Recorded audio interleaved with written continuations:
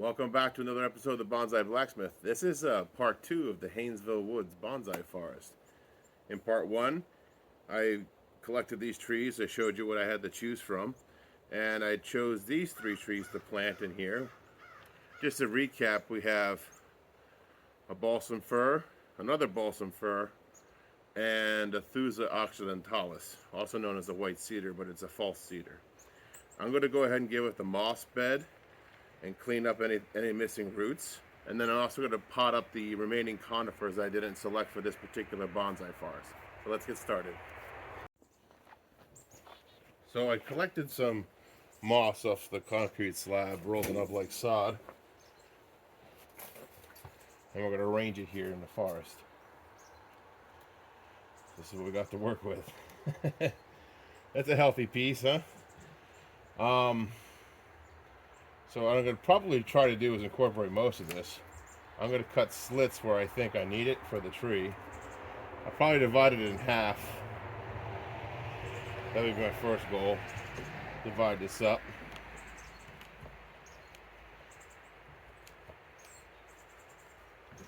There we go. Now I need to put a slit in this so I can accommodate the tree. There we go.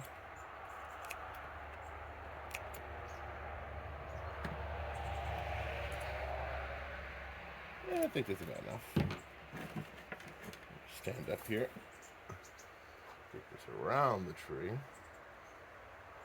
Find my split. And lay it in like so. Now let's get it positioned better.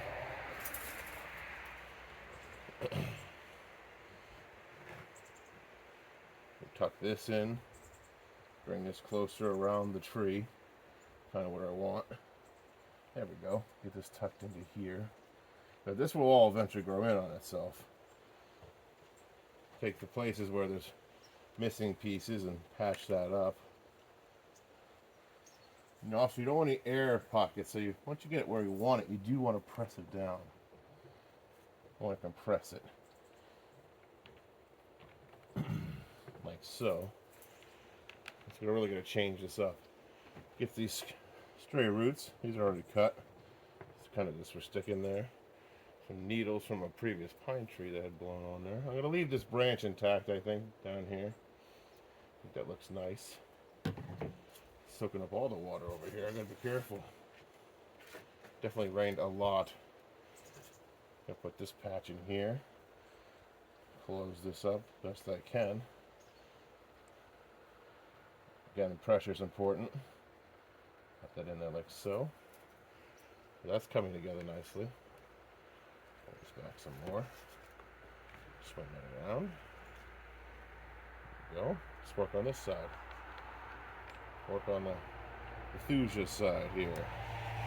Alright, we got some craziness going on here. I can tuck those roots down a little bit. That's not a problem. Do that now. Is that a root? That is a root. That needs to... We're just going to cut that. That's just craziness.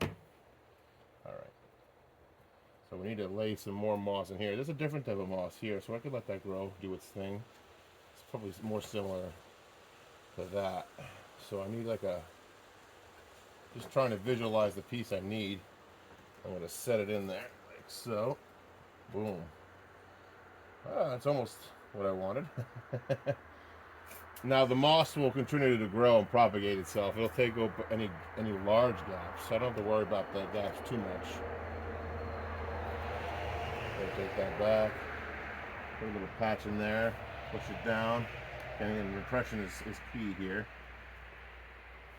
So the moss will root and take hold. Alrighty. So now I'm going to focus around the rock here and then the back side of the rock.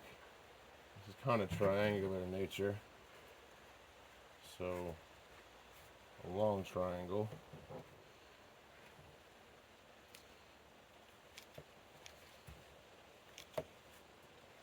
See what I can do with this. Okay. I've done worse. Try to sneak that up in there. Now, if I cut it too big, you can always cut it back. But after compressing it in its spot, you'll see how it really fits in. If it needs to be cut back or not. I don't think it does. I think that looks fairly nice. Alrighty. Little triangle piece here, so this grows in better, quickly, over time. Now let's work on this side here. Now I'll probably leave this rock exposed like this for now. The moss will probably take over in there. I'm just going to work on this back corner here and use what we got left. I can get another piece of moss. That's no big deal. Just going to tuck this in here like so. I'll get another small piece of moss here, and then I'll zoom out and show you the finished product. So here we have the Haynesville Woods bonsai forest with its moss under canopy developed. Now,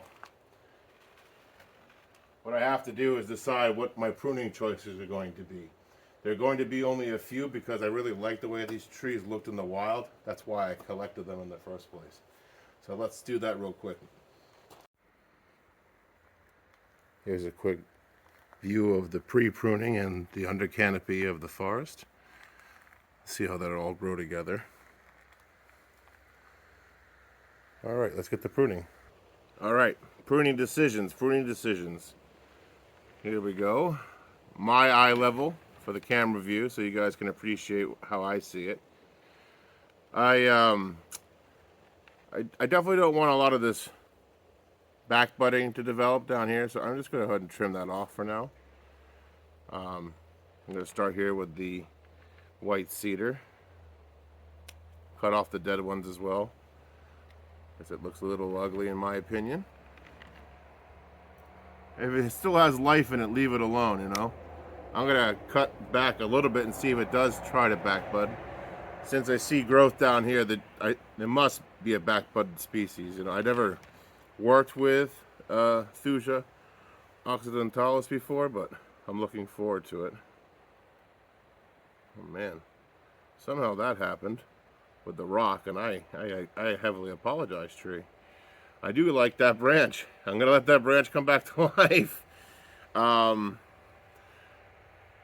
want the tree to develop more three-dimensional growth, so anything coming toward me this way, this is the back of the bonsai arrangement anyway, I'm good with. The tallest trees are in the front of the forest, so I'm looking at the front now, you're looking at the back. So hopefully that that branch comes back to life. I feel bad about that, but that is what it is. I'm going to wash that branch off. It's a little dirty. There we go. Sorry about that, tree. So I see some dead limbs here on the balsam fir, so I'm going to go ahead and cut that back. Take that out of there. I want this to look like a mature tree. I got to be careful of this tree here. The fir likes to grow in like a four-way pattern, so I have to decide what to keep and what to get rid of, what looks natural, what looks artificial. I might let this fir tree here just keep going. Although I heard I can encourage more ramification. I think that might be the best bet. So we got ramification starting here. These are naturally padding, and so is this. So the decisions on this tree are a little difficult. We got new growth up here, so being a little taller is fine. Right now the cedar, the white cedar is the tallest in the group, but that may change if the balsam fir starts taking off.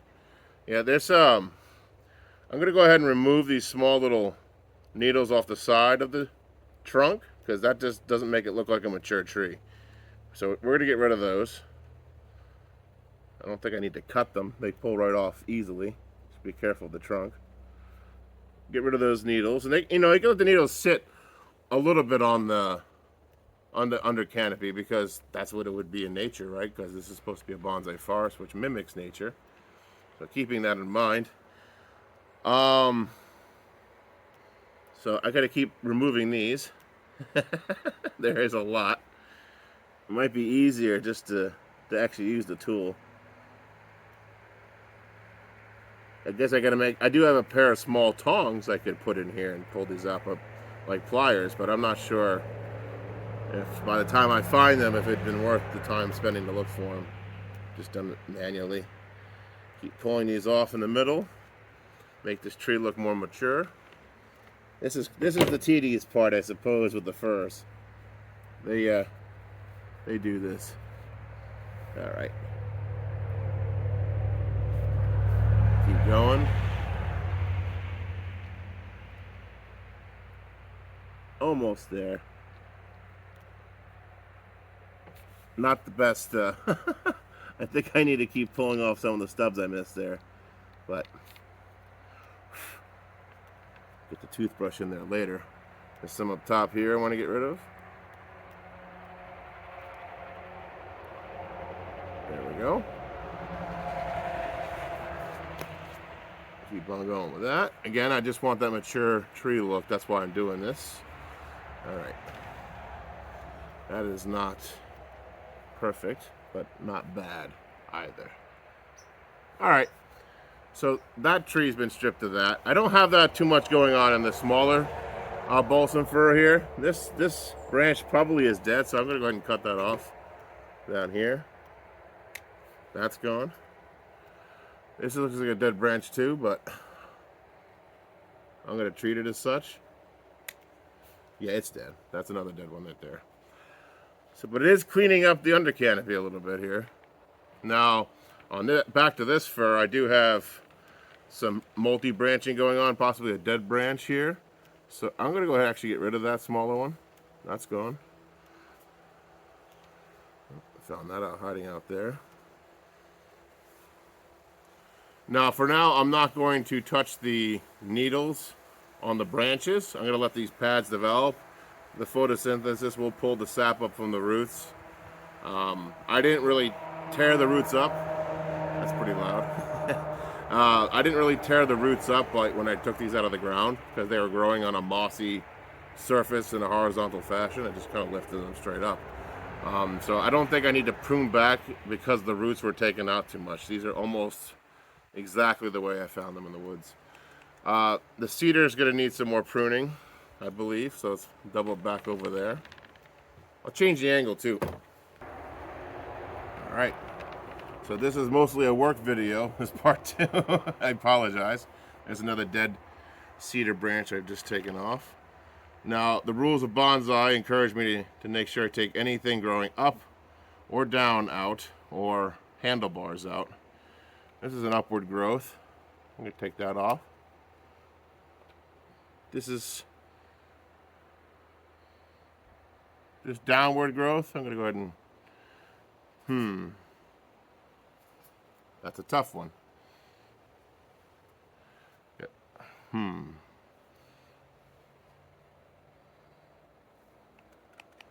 Do I want to get rid of that? Let more light in underneath? Or pinch it? I think I'm just going to cut it back and see how it ramifies for now. That's what it'll take off. For here, kind of let this branch grow out and see how that goes. This branch can come out, this branch can come out, these ones that are starting. This little one though is not one that we want. Take that one out. This is going to compete, so let's take this one out too.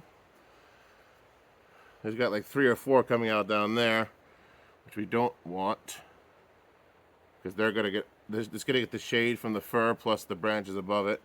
So I'm going to go just remove all of those off the side, like there. They're gone. A little bud down there, get rid of that.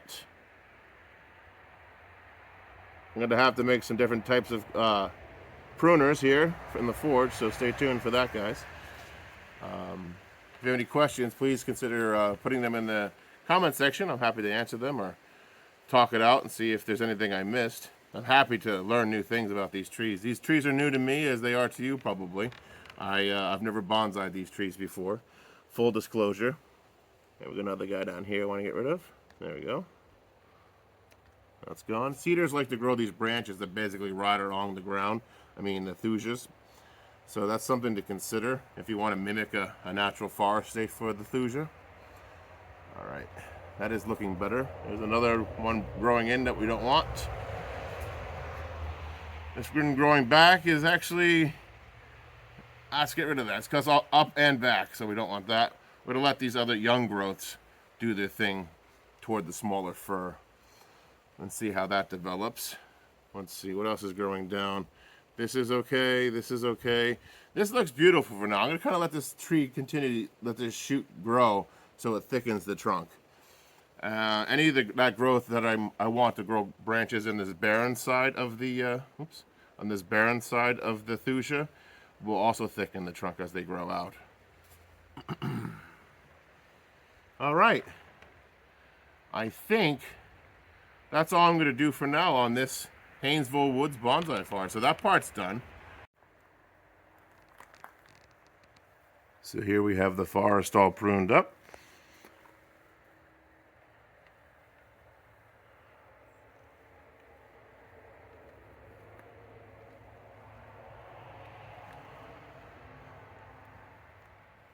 Here's the back.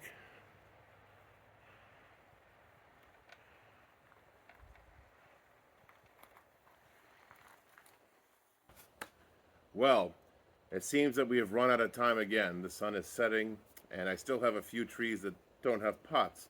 So instead of making this a three-part series, we're going to do Haynesville Woods. That's going to be the two-parter. And I'm going to release a video later this week showing you how I pot these trees up, especially the hemlock. The eastern hemlock is one I've been waiting for. I'll probably find an even better Yamadori, so you'll see this guy in a pot and its big brother in a pot. So again, if you have any comments or questions, please put them in the comment section below. Consider liking and subscribing. It's great moral support. It gets me out there, gives me an idea what you guys like and what you don't like. So if you like bonsai, you like Maine woods, you like blacksmithing, stay tuned, and I'll talk to you later. Take care.